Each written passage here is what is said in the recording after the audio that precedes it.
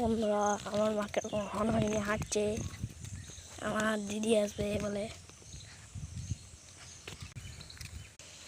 Poultry কাকা চলে এসেছে বস্তা নিয়ে, আর পোল্ট্রি কাকিমা আসছে। এটা হচ্ছে ওদের পোল্ট্রি ফার্ম।